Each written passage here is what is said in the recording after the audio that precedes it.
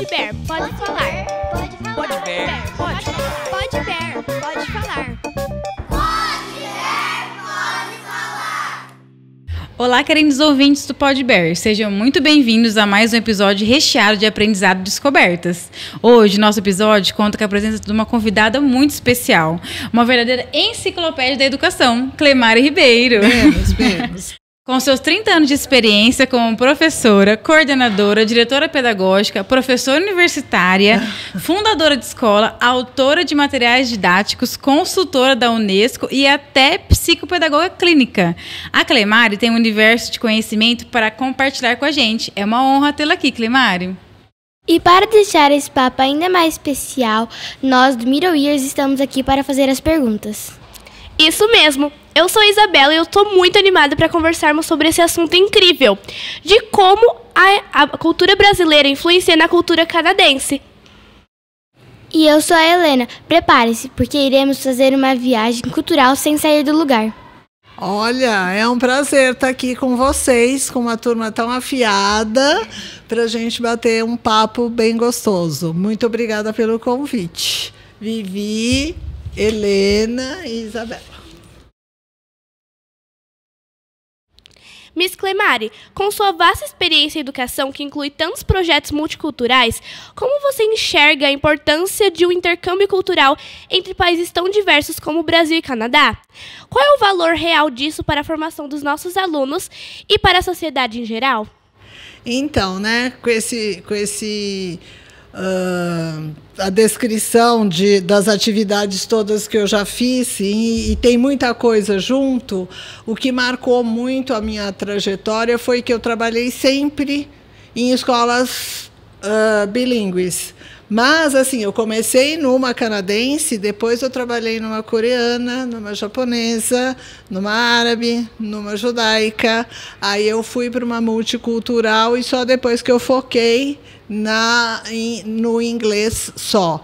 E o que eu percebo é o quanto isso enriqueceu a minha carreira, porque o que o bilinguismo traz não é só a língua, né? Não é só o inglês que vocês aprendem.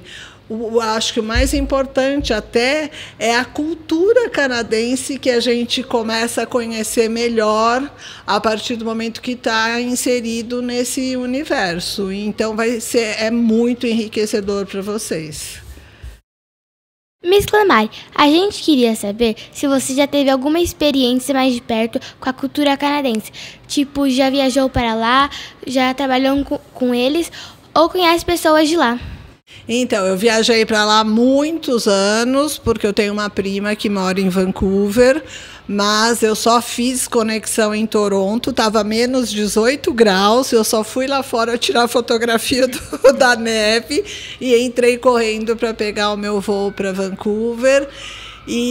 Mas agora, conhecendo os canadenses, eu estou fazendo um monte de amigo canadense. Nossa, vocês não têm ideia como eles são educados, gentis, como eles gostam do Brasil. Então, a gente tem trocado muitas ideias, porque frequentemente eu estou numa escola junto com algum outro treinador canadense e a gente começa a ver os pontos em comum. E eles começam a mostrar para a gente um Brasil que a gente não valoriza tanto. Umas coisas tão lindas que a gente tem e que só quem está de fora é que vê. Então, a gente curte as belezas do Canadá, né? Eu sou louca por aquelas paisagens. Eu cresci vendo filmes rodados no Canadá, então parece um lugar assim mágico. E aí, de repente, eles vêm para cá e falam: não, é mágico o Brasil, olha que coisa linda. Então, eu tenho tido essa experiência agora, conhecendo os meus colegas canadenses, de quanto é uma cultura acolhedora, quantos pontos em comum tem com a gente, porque o Canadá também é um país multicultural. Nós somos um país multicultural, né? Nós também acolhemos pessoas do mundo inteiro, e eles também, mas eles acolhem de um jeito, a gente acolhe do outro, eles têm leis diferentes das nossas, então é muito interessante a gente fazer essas trocas. Miss Clemari, no Canadá se fala inglês e francês. Como você acha que o bilinguismo de lá nos influencia aqui no Brasil para quem está aprendendo uma segunda língua? Acho que por isso, né? Para a gente perceber que quanto mais cedo começar, melhor. Como eles estão num país que tem 2 línguas oficiais, eles aprendem as 2 já desde cedinho. E aí fica muito mais fácil deles aprenderem várias outras, apesar que eles têm um pouco de dificuldade com o português, e a gente dá nó na cabeça deles, né? Alguns tentam bravamente, né? Mas é difícil. Mas, no geral, você, desde pequeno, está falando 2 línguas, depois fica muito mais fácil de você aprender todas as outras, né? Diz que abre uma janelinha na nossa mente, uma janela linguística, para que o seu cérebro consiga entender, mesmo que não muito bem, mas a gente se vira e acaba entendendo várias outras línguas. A próxima pergunta é: quais valores da cultura canadense, como o respeito à diversidade, a valorização da natureza ou a tolerância, você acredita que seriam mais benéficos para nós brasileiros no nosso dia a dia? Acho que você já falou, né? Eu adoro a maneira respeitosa como eles tratam todas as pessoas indistintamente. A gente às vezes chega junto de manhã, eles chegam cumprimentando com o mesmo carinho, com a mesma atenção, desde o porteiro até os professores, a cozinheira, eles agradecem pela comida, eles elogiam tudo. Então eu acho que assim, esse respeito a gente tem que trazer muito, porque brasileiro é meio estabanado, né? Às vezes entra, não cumprimenta ninguém, depois que lembra, oh meu Deus, não cumprimentei. Isso tem que estar dentro, tem que fazer parte da gente para sair sem querer. Você não esquecer de cumprimentar ninguém, de ser gentil com ninguém, de fazer um elogio, de reparar, mostrar para a pessoa que está reparando. Eles reparam em tudo, eles elogiam tudo. Esse encantamento com a natureza a gente tem que ter também, porque nós temos a melhor natureza do mundo, né? Esse valorizar o seu lugar, tudo isso é importante. Na pergunta que a Isela fez, como você aprendeu o seu inglês? O meu inglês eu aprendi na escola, num tempo que a escola pública ensinava inglês e francês, podia quase ser uma canadense. E eu aprendi bem, né? Não sei se eu tinha facilidade para línguas, mas eu gostava, mas eu adorava francês. Eu queria estudar francês. Só que aí eu fui fazer filosofia e usava só francês na minha bibliografia. Todos os livros que a gente lia na faculdade eram em francês. Mas, quando eu resolvi ir para fazer letras, eu pensei, bom, o inglês tem mais abrangência, né? Tem mais oportunidades, então eu fiz português e inglês. Então, eu dei aula de inglês, inclusive, mas é que eu sou apaixonada pelo português. E aí eu acabei deixando um pouquinho o inglês de lado e focando no português. Mas eu adoro quando eu tenho a oportunidade de conversar com os canadenses, porque eles são bem pacientes com o meu inglês, que não é muito bom, porque a gente tem que praticar. Né? Tem que falar. Por isso que na Maple Bear a gente procura conversar o tempo todo em inglês com todo mundo. E aí, como eu foquei no português, eu fiquei muito tempo sem praticar, agora eu estou adorando praticar com eles. E com essa sua atuação em escolas bilíngues e multiculturais, deve ter te dado uma visão única, né? Algo específico que você notou na cultura canadense que se alinha aos seus projetos de vida? Eu achei muitas coisas que se alinham, sim. Eu nunca tinha prestado muito atenção no Canadá. Apesar de eu ter começado a trabalhar numa escola canadense, não tínhamos essa imersão, né? Era um momento... A minha geração não teve muito contato com o Canadá. Eles eram um país mais quietinho, isolados, que pouco se falava. Foi uma geração que era americana. Tudo era os Estados Unidos. né? E agora eu comecei a perceber o quanto que a gente tem em comum, sabe, com o Brasil, inclusive a história, a independência deles, que agora vai comemorar, vai ser o Dia do Canadá, né? O dia da independência deles foi como a nossa, foi concedida pelo governo britânico. Eles não lutaram e derramaram sangue para conseguir, como a nossa, né? Foi o português que veio e proclamou a nossa independência, né? Então, tem vários pontos em comum, mas que eles encaminharam de forma diferente. E o que eu procuro aprender é isso, porque eu acho que foi uma forma mais bonita, mais eficaz, que a gente pode aproveitar. Se pudesse trazer algo da educação canadense às nossas escolas no Brasil, o que seria e por quê? Formação de caráter. O canadense está mais focado em formar pessoas de caráter que garantam que o Canadá continue sendo um país de referência do que acumular conteúdo. Até porque, hoje em dia, o conteúdo todo que a gente quer está no celular, está nas redes sociais. Daqui a pouco vai estar num chip no pulso da gente.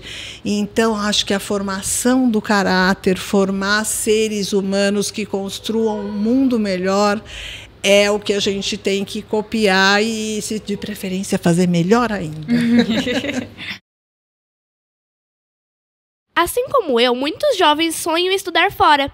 Miss Clemari, qual conselho você daria para quem se interessa pela cultura canadense e quer se aprofundar nela? É fazer isso, se buscar informação, assistir filme, ler os livros, conversar muito com os canadenses, porque quanto mais você souber da cultura canadense, mais você vai se adaptar melhor quando estiver lá, né? Inclusive essas questões de polidez, né, de gentileza, que às vezes eu tenho ex-alunos que moram lá agora e eles falam que eles sentem muito isso, que às vezes eles não falam com licença, por favor, muito obrigado, desculpe, aquelas frases básicas, né, de educação, e os canadenses ficam chocados, né, como que alguém não faz essas coisas. Então, conhecer o jeito de ser, o jeito de falar, a cultura, a determinação que eles têm que desenvolver por viver num país tão gelado, né? Os desafios que eles enfrentam. Quanto mais a gente souber de tudo, mais fácil fica não só a vida no Canadá, mas a vida no mundo. Miss Clemari, com a sua experiência como psicopedagoga, fala pra gente como isso contribuiu no seu trabalho de hoje, de treinadora, de auxiliar os professores e a coordenação no dia a dia. Eu acho que foi muito bom, porque eu consigo, o meu olhar, tanto para os professores quanto para os alunos, já envolve esse emocional que, como psicopedagoga, a gente tenta entender, né? A gente tenta analisar como que a educação está ligada ao emocional. Se a pessoa não está bem, é difícil de aprender. Então, eu consigo perceber melhor, talvez ter mais sensibilidade para perceber ou quando o professor não está bem, ou quando o aluno não está bem, ou quando o coordenador, às vezes também o coordenador não está bem. E aí é muito bom, porque eu consigo, pelo menos eu tento acolher, conversar, dar um pouco de risada, e aí a comunicação fica mais fácil. E para a gente finalizar, com um jeitinho bem leve e divertido, a gente vai ter um bate-bola agora. Então, as minhas vão fazer umas perguntas, você tem que responder o que vira sua mente, tudo bem? Se você pudesse escolher um animal símbolo do Canadá que te representasse, qual você escolheria? Que me representasse? Olha, a primeira coisa que vem é o alce, porque eu adoro cavalo, eu sou cavalo no horóscopo chinês, mas carregar todo aquele peso na cabeça eu não ia dar conta. Eu quero ser um cavalo que sai pulando por aí, de preferência que voa. Então eu fico com o urso mesmo, porque eu adoro abraçar. Eu sei que é folclore, que na verdade quando uso abraço é para matar, sim, né? Mas eu fico com o ursinho puff, um fofinho. Qual comida canadense você teria curiosidade de experimentar ou que já experimentou e gostou muito? Eu quero ir para lá só para comer poutine, porque os meus amigos canadenses falam tanto nesse poutine, eu fui procurar a receita, não tem chance de dar certo aquilo. E todos dizem que é maravilhoso. Então, eu já tentei comer o daqui, para mim não deu certo mesmo. Mas eu vou querer comer lá para ver se o de lá, que gosto que tem, que eles gostam tanto. Entre o inglês e o francês, as línguas oficiais do Canadá, existe uma palavra que você admira em algum desses idiomas e que tem um significado especial para você? Nossa, que pergunta difícil. Não sei. Em inglês eu adoro serendipity. Depois vocês vão procurar o que significa. A gente, em trabalho de português, já tem um serendipity. Então, eu acho que é aquilo que acontece que você não está esperando e que é muito, muito bom, né? E em francês, ai, gente, eu só lembro do très chique agora. Não lembro de uma outra palavra, não. Merci. Merci.